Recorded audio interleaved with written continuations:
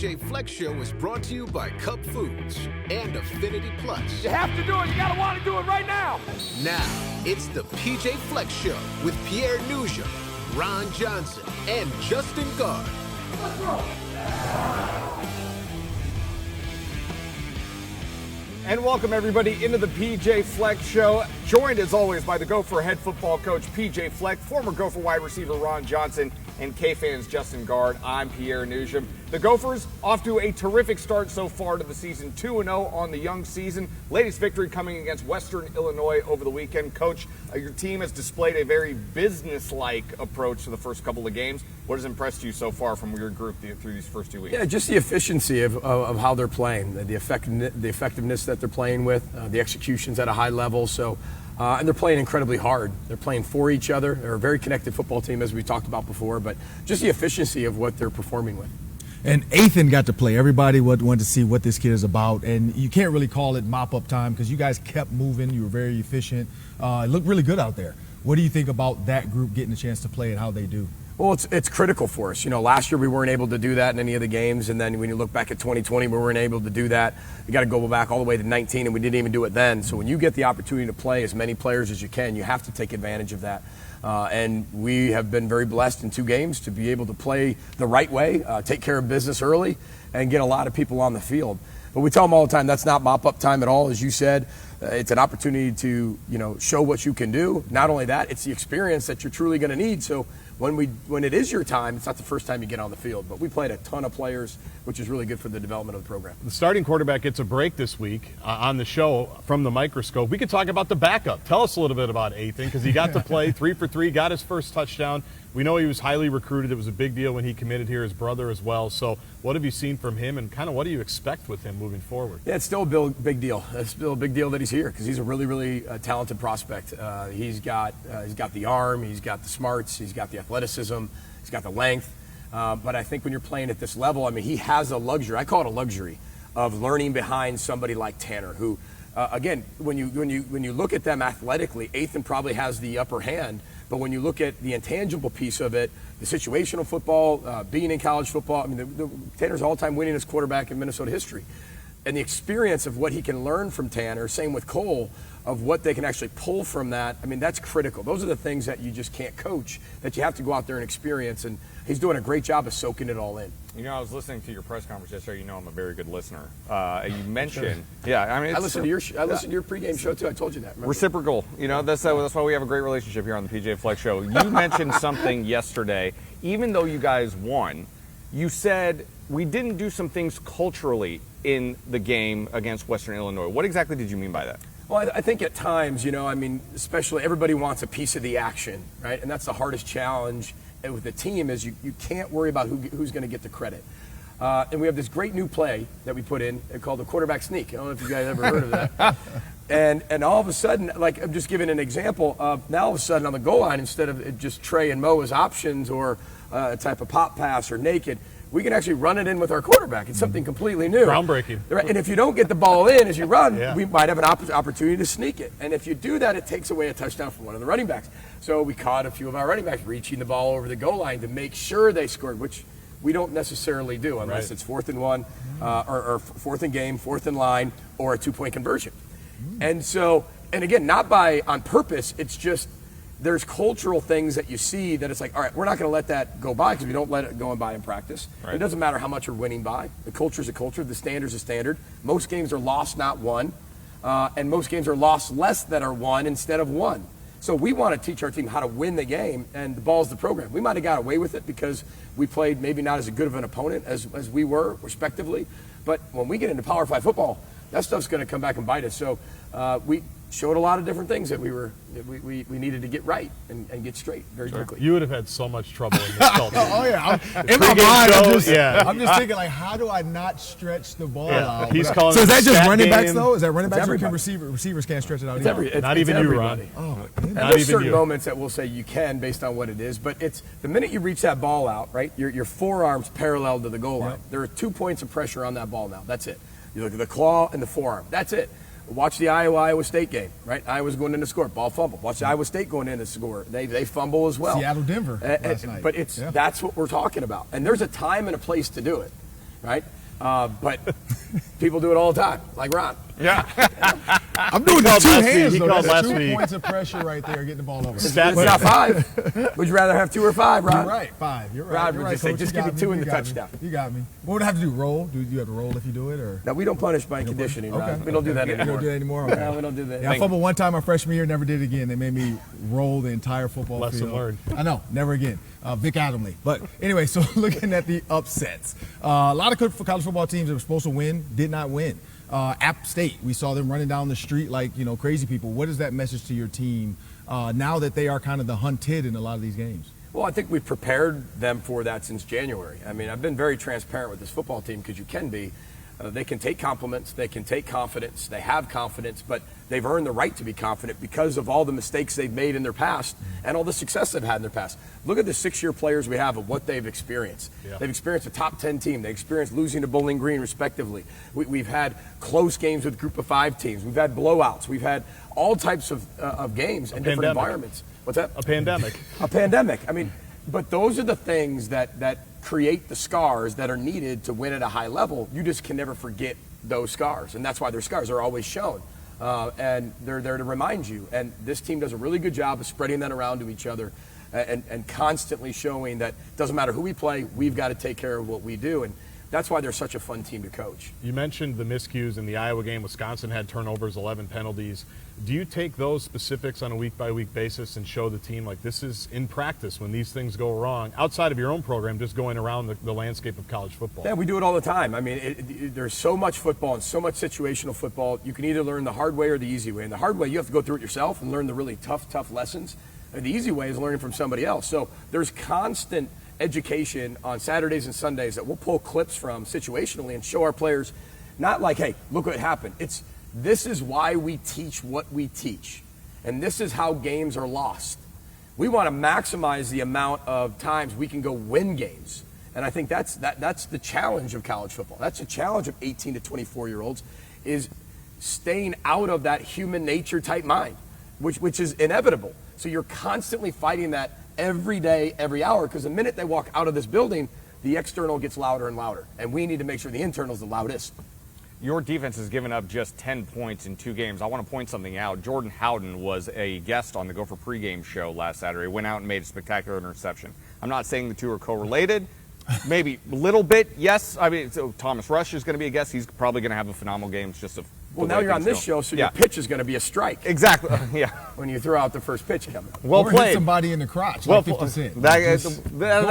That's neither here nor there. But your defense, again, only 10 points in 2 games. You come up with 3 sacks in 2 games. I know fans might say, well, 3 sacks in 2 games, that's not a big number. However, what you guys have done is be able to limit your opponent's opportunity, limit them getting down the field. What has just worked so well for you guys to just contain your opponent? Well, we've only really played, with our ones, we've played about 45 to 50 snaps in 2 games total.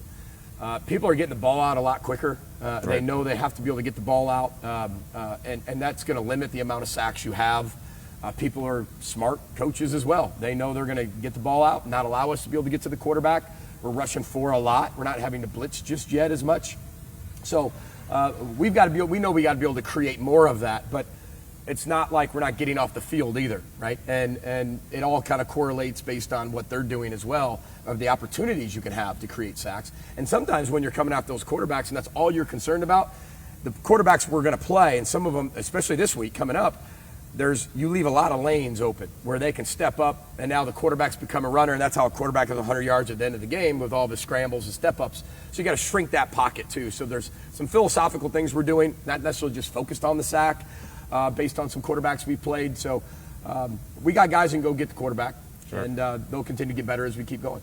Yeah, Colorado's defense has given up 41 and 38 points respectively in the last 2 games. Going into this game, how do you make sure your defense understands the importance, and I know you do, but like the importance of them still doing what they've been doing and not expect the offense just to continue to carry it? Well, you hit it right on the head. It's telling them and showing them and coaching them and reiterating to them, just be us. Just continue to execute the defense at a very high level. Last year's game is very different than this year's game. Last week is completely different than this week. It's its own entity. We have our own game plan versus a different opponent. Go execute that. Do it at a high level. And be as efficient as we possibly can be.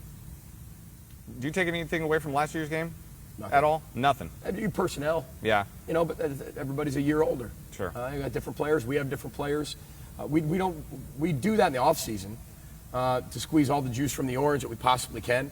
But you take it as it comes, and now is a whole different opponent. And you know, you kind of see them not as like who they are. It's just this is what they do, and this is the scheme they run. Then you plug that into what you're doing. No doubt about it. Colorado getting ready to come into town this weekend to take on Minnesota. We'll talk a little bit more about that later in the show. And also coming up next on the show, a very special guest joining us as Clay Geary, the senior wideout, going to be sitting here on set with us. We'll ask him what his goals are for his final year here at the University of Minnesota.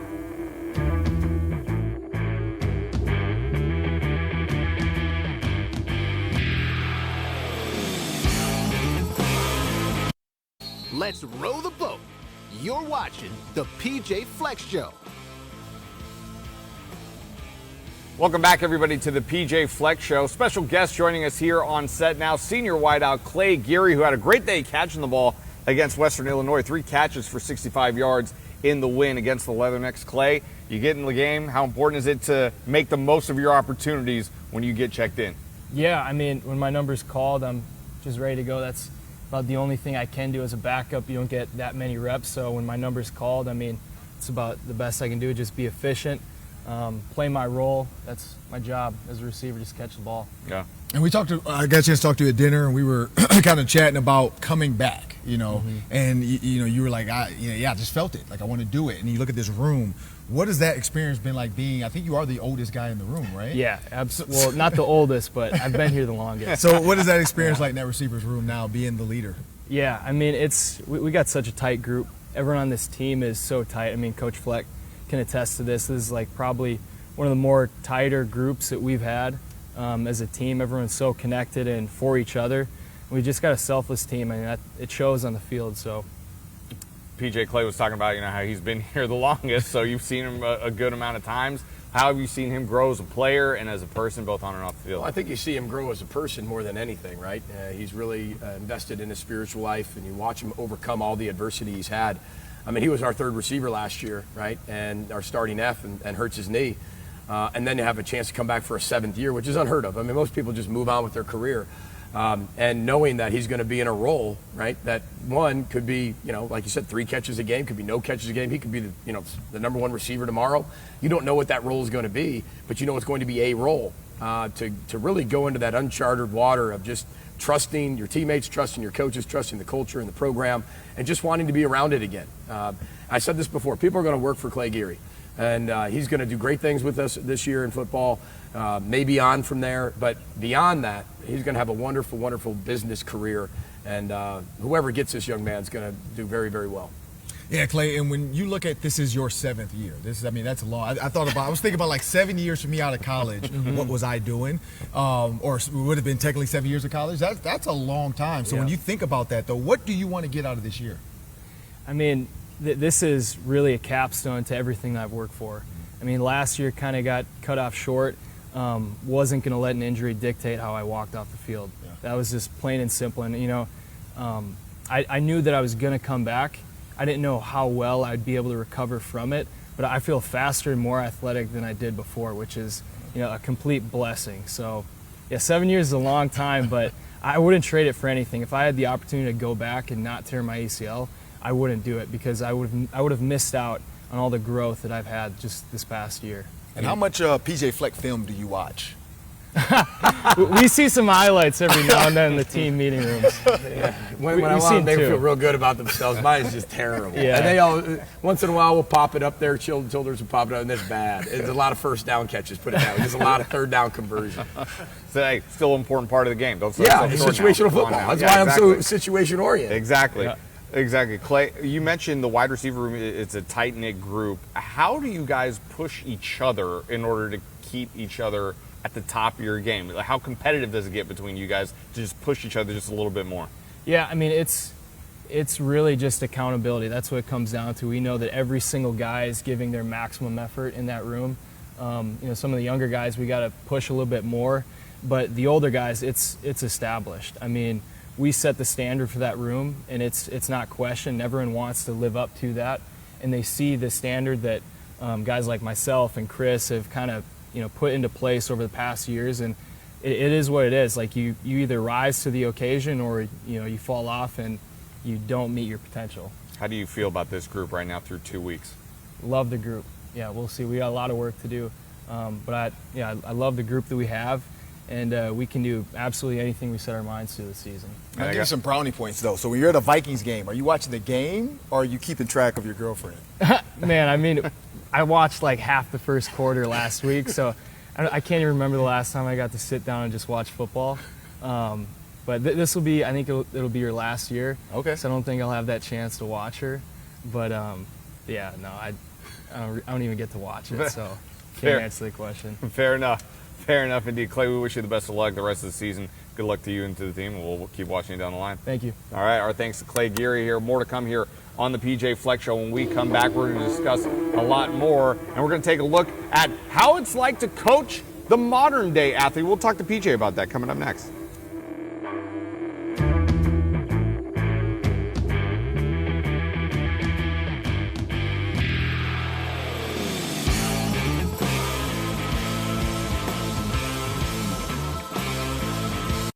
Welcome back to the PJ Fleck Show. Let's row the boat. Welcome back, everybody, to the PJ Fleck Show. Coach, last week against Western Illinois, it was dubbed as the mental health awareness game. You talked extensively about that. You also talk about how it's tough to shield players from everything going on in the world, and everything's at their disposal on the phone, and they got a lot of stuff to deal with. What is it like for a coach to try to help them, get through some of these distractions and try to keep them on point? And do you have to coach each of them differently? Yeah, well, you do, because everybody learns very different, and you have 120 players who all learn very different, and that's where that elementary education degree comes into play, right? Where you got to get 32 sixth graders in an hour to learn something about ancient Rome, right? So you got to find cultural ways to always teach lifetime lessons. Every week we have a completely new theme, and we make it really fun with them. And then that theme, the music's played all through practice, and so you're truly taking that as everything is cut up into one particular week, and then it completely changes the next week, where you're not just carrying over the same type of monotony from week in to week out. You're not. It's a complete new season. And so when we say we want to be 1-0 in this season, that's what we mean. And so everything has to change, and everything has to feel like it is new. And that's the challenge I think young educators and coaches have. Yeah. When a coach gets fired week 2, like Scott Frost just got let go, does that resonate with the coaching community? I mean, a year ago it was Clay Helton. Ironically, he was the guy who played the last day. I mean, I know you get into the business. Every coach says you're hired to get fired, but it seems like it's getting more sped up and more sped up as we go. Yeah, I mean, we'll see how long we have the PJ Fleck Show. We just got a new sign and everything. I hope it's long. We got polos now. We just got the polos. Right. Finally. You guys picked the name. It's going to change. Then it's going to be. I'll be watching home. It'd be so insulting to just change the name all of a sudden to something else. But listen, Bill Parcells said this back, I think, in the 70s. He said something about that winning coaches get fired and losing coaches get fired, but we all get fired. Yeah. And that's the profession we go into it knowing that, right? It's unfortunate, but it is part of our profession. And I got a lot of respect for Scott, got a lot of respect for Nebraska and what they've been able to do, and their program and their traditions and everything. It's a hard part of our profession. I mean, it's narrow margins, period, right? And the margin for error is so small, and you're dealing with 18 to 24-year-old young people's minds, and it's difficult. But we want to be 1-0 against Colorado, so and keep the show. So we'll give you the sign. You can get the sign. Brave it up. How about you just put it down in your house in your basement? That's or something, true. Got some oars down there. I'm sure Well, the sign. Pierre said he's a listener, and I actually listened to the PJ Fleck Show on This the is radio. a tremendous show, by the way. We're talking about me getting fired. Actually, I brought it up. So Yeah, that's okay. This true. is great. That's true. I didn't ask the question. Well, you're 2-0. I think you're fine. When I listened to the PJ Fleck Show with JG, and you were talking about like everything you do, you're always sending clips to people. Is there a time you've ever been in a movie theater and just pulled your phone out like that scene, or or somebody's got to get me that clip from this movie? I don't think there's a movie that I haven't done that with, and it's annoying. I'm the guy that you put your phone away. Wait, but in the theater? Oh, absolutely. But you have that on. Heather's taught me how to dim my phone. Yeah. Okay. And then you got to pull it out, put it in your notes real quick. Okay. Right. Well, I didn't want you to admit to bootlegging on TV or anything like that.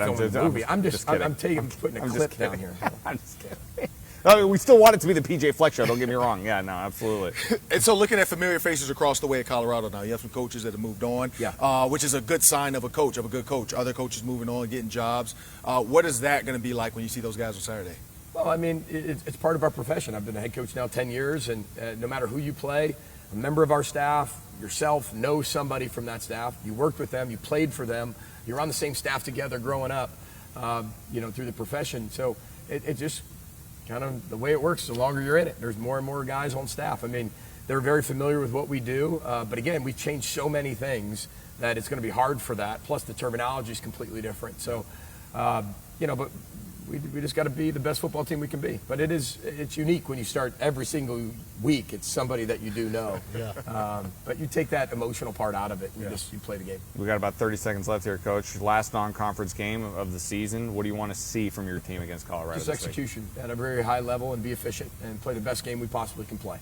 It sounds cliche, but that is truly what this team has been able to do. They pick them up, put them down that way with being very businesslike, very, very workmanlike, and getting the job done. So we've got a lot of work to do, playing a good football team, and we got to go out there and play our best. Yeah, we're certainly looking forward to the matchup this weekend between Minnesota and Colorado. A 2:30 kickoff time out at Huntington Bank Stadium.